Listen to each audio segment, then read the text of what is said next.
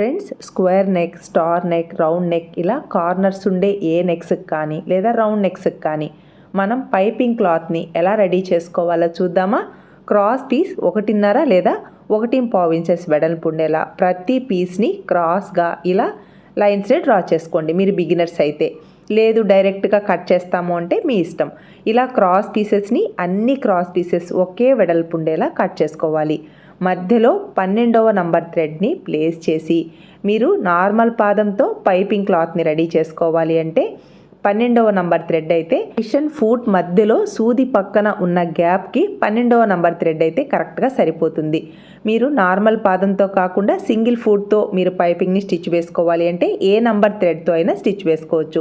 మీరు సన్నగా పైపింగ్ నైస్గా ఉండాలి అంటే 12వ నంబర్ థ్రెడ్ని ఇలా క్రాస్ పీసెస్ని క్రాస్గానే యాడ్ చేసుకొని మధ్యలో ఈ థ్రెడ్ని ప్లేస్ చేసి క్రాస్ పీస్ కదా కొంచెం లాగినట్టుగా ఈ విధంగా స్టిచ్ వేసుకోండి. చూస్తారా ఫ్రెండ్స్, ఇలా థ్రెడ్ పక్కనే స్టిచ్ అనేది వస్తుంది. ఇక్కడ క్లాత్ అనేది కొంచెం ఎక్కువ ఉంది కదా, 1/4 ఇంచ్ మాత్రమే ఖర్చును ఉంచుకొని మిగిలిన క్లాత్ని అంతా కట్ చేసి ఈ విధంగా పైపింగ్ క్లాత్ని రెడీ చేసుకోవాలి. ఫుల్ వీడియో ఛానల్ నేమ్ క్రింద ఉంది, ప్లీజ్ సబ్స్క్రైబ్.